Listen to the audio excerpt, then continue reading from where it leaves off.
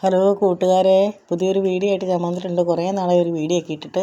അപ്പോൾ ഇന്ന് ഇച്ചിരി ബോട്ട് കിട്ടി. അന്നേരം അതൊന്ന് വളർത്താമെന്നോർത്തതേ. ഒരു 3 കിലോ ബോട്ടുകളുണ്ട്. ഇത് നല്ലോണം കഴുകി വാരി എടുക്കണം. ഇനി നല്ലപോലെ കഴുകി വാരി എടുക്കട്ടെ. ഇത് കഴുകി റെഡിയാക്കി വെച്ചിട്ടുണ്ട്. നമുക്കിനി ഇത് കുറച്ച് വെള്ളം ഒഴിച്ച് ഉപ്പും മഞ്ഞൾപ്പൊടി ഇട്ടിട്ട് തിളപ്പിച്ചെടുക്കാം കേട്ടോ. ഉപ്പ് ഇടണം, മഞ്ഞൾപ്പൊടി ഇടണം, പാകത്തിന് ഉപ്പ് പാകത്തിന് ചേർത്ത വെള്ളത്തിലേക്കല്ലേ. നല്ലോണം വെള്ളം ഒഴിച്ചിട്ട് അത് എന്നാന്ന് വെച്ചാൽ ഇതിൻ്റെ നെയ്യൊക്കെ ഇളകി കിട്ടി നല്ലോണം ഒന്ന് തിളപ്പിച്ച് ഒരു 2-3 തിളയ്ക്കുന്നവരെ തിളപ്പിച്ച് നല്ലോണം ഇച്ചിരി നേരം തിളപ്പിച്ചാലും കുഴപ്പമില്ല. ആവശ്യത്തിന് വെള്ളം ഒഴിച്ച് കൊടുക്കാം കേട്ടോ. ആവശ്യത്തിന് വെള്ളം ഒഴിച്ച് കൊടുത്ത് നമുക്ക് അടുപ്പിൽ വെച്ച് ശരിക്കും ഇതൊന്ന് തിളപ്പിച്ചെടുക്കാം. അപ്പോൾ ആ നെയ്യൊക്കെ അങ്ങ് പോയി കിട്ടും. നല്ലോണം ഇളക്കിയിട്ട് തിളപ്പിച്ചോ. നല്ലൊന്ന് ഇളക്കി കൊടുത്ത് ശരിക്കങ്ങ് തിളപ്പിച്ചെടുക്കാം. അപ്പോൾ ആ നെയ്യൊക്കെ പോയതേ ഉണ്ടോ. ഈ പരുവത്തിലാകുമ്പോൾ നമുക്കിത് കോരി വേറൊരു പാത്രത്തിലേക്ക് വെക്കാവേ. ഞാനിത് കോരി ഒരു പാത്രത്തിലേക്ക് വെച്ചിട്ട് വേണം ഇനി ബാക്കി കാര്യങ്ങൾ ചെയ്യാനായിട്ട് കേട്ടോ. വേണ്ട നെയ്യൊക്കെ നല്ലോണം ഇളകി തുടങ്ങി, നല്ലോണം പോയിട്ടുണ്ട്. ഇങ്ങനെയാകുമ്പോൾ നമ്മൾ ഫ്രൈ ചെയ്ത് കൂട്ടുമ്പോൾ നമുക്ക് കൂട്ടാൻ പറ്റാത്ത അത്ര നെയ്യൊന്നും ഉണ്ടാവില്ല. അതിനാണ് കേട്ടോ ഇത് തിളപ്പിച്ച് കോരിയിട്ട് നമ്മളുണ്ടാക്കുന്നത്. ഞാൻ ആ കോരി വെച്ച സാധനം ശരിക്കൊരു 8 വിസിൽ ആദ്യം അടുപ്പിച്ചു. അതിന് വെന്തില്ല, പിന്നെ ഒരു 4 വിസിലും കൂടി അടുപ്പിച്ച് ഉപ്പും മഞ്ഞൾപ്പൊടി ഇട്ട് വേവിച്ചെടുത്തിട്ടുണ്ട് കേട്ടോ.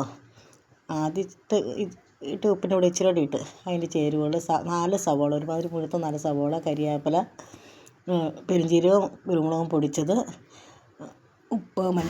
ഉപ്പ് മല്ലിപ്പൊടി എല്ലാ സാധനവും എടുത്ത് വെച്ചിട്ടുണ്ട്. പിന്നെ വെളുത്തുള്ളി, പച്ചമുളക്, തേങ്ങാക്കൊത്ത്, ഇഞ്ചി, ഇത്രയും സാധനം ഇത് ചേർക്കണം. പിന്നെ മസാലപ്പൊടിയും കൂടെ ചേർക്കണം കേട്ടോ, മസാലപ്പൊടി.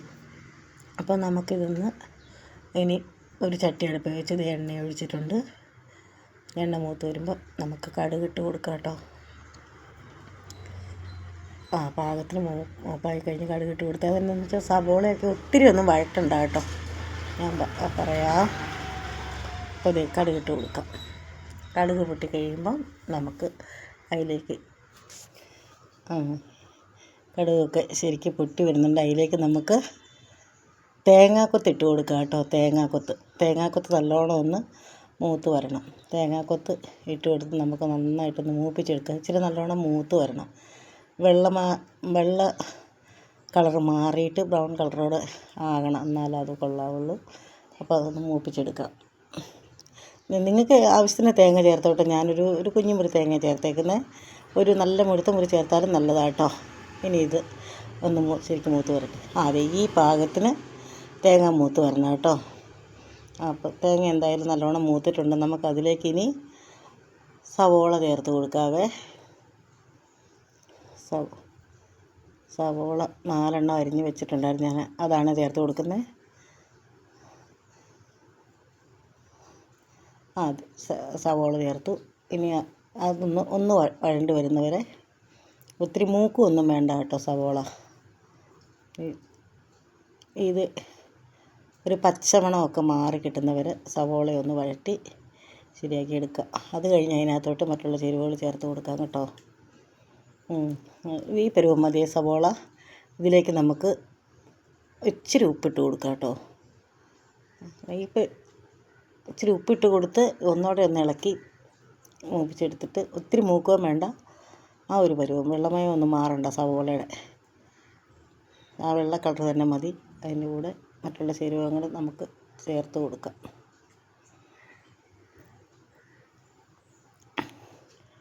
ഒത്തിരി മൂപ്പിച്ച് കഴിഞ്ഞാൽ അതിന്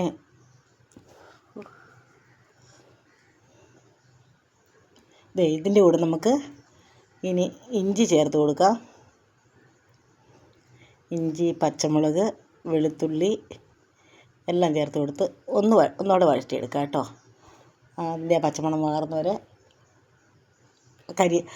പാകത്തിന് കരിവേപ്പില ഇതൊക്കെ ഒന്ന് മുറിച്ച് ചേർക്കുന്നത് നല്ലതാട്ടോ. നല്ല രുചി കിട്ടും കരിവേപ്പില മുറിച്ച് ചേർത്തിട്ടുണ്ടെങ്കിൽ. കരിവേപ്പില ഇച്ചിരി അധികം ചേർത്താലും നല്ലതാണേ. അപ്പോൾ നമുക്കിതൊന്ന് വഴറ്റിയെടുക്കാം.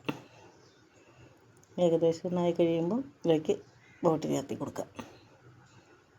ദേ ഇതുപോലെ മതി, ഒത്തിരി മൂക്കൊന്നും വേണ്ട കേട്ടോ. നമുക്കിതിലേക്ക് ബോട്ടി ചേർത്ത് കൊടുക്കാവേ. ഇനി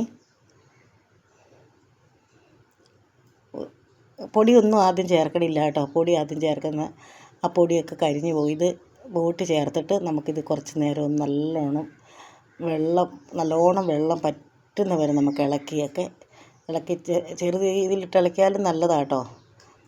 ഇളക്കി നല്ലോണം വെള്ളം പറ്റുന്ന വരെ നോക്കണം. എന്നിട്ട് വേണം നമുക്ക് അതിനകത്തോട്ട് പൊടിയൊക്കെ ചേർത്ത് കൊടുക്കാൻ. ആദ്യം പൊടി ചേർത്തില്ലെങ്കിൽ ഒരു കുഴപ്പമില്ല കേട്ടോ.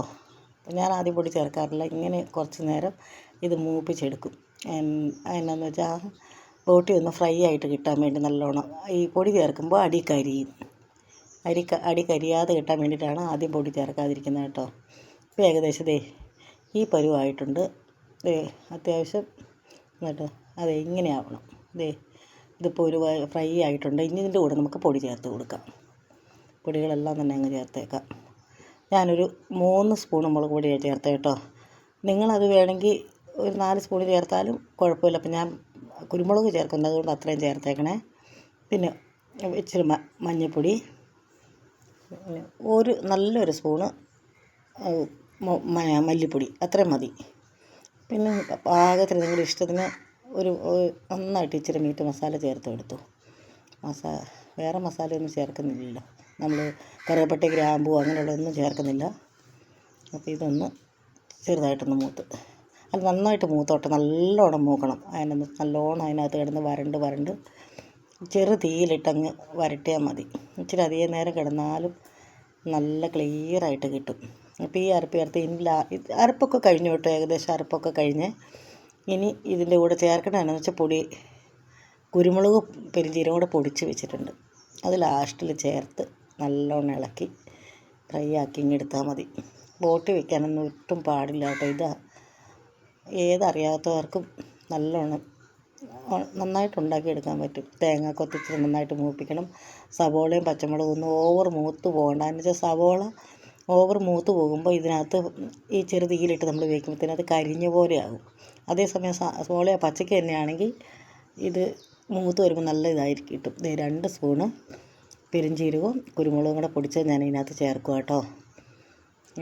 2 സ്പൂണേ ഞാൻ ചേർത്തുള്ളൂ. നിങ്ങൾ നിങ്ങളുടെ പാകത്തിന് ചേർത്തോ കേട്ടോ. എന്നിട്ട് പോലും തീയിലിട്ടിട്ട് പോലും അടി കരിയുന്നുണ്ടോ. എന്നാലും കുഴപ്പമില്ല. നല്ല ഫ്രൈ ആയിട്ട് കിട്ടും. നല്ല ഫ്രൈ ആയിട്ടുണ്ട്. ഇപ്പം ഏകദേശം ഉപ്പൊക്കെ പാകത്തിനാണെന്ന് നോക്കി ഇച്ചിരിയോടെയൊക്കെ ചേർത്ത് കൊടുത്ത് പിന്നെ നിങ്ങൾ കാണുന്നവരിതൊന്ന് സബ്സ്ക്രൈബ് ചെയ്യാൻ മറക്കരുത് കേട്ടോ. അപ്പോൾ നമ്മുടെ ബോട്ടി വരത്തിയത് റെഡി ആയിട്ടുണ്ട്. ഇവിടെ നല്ല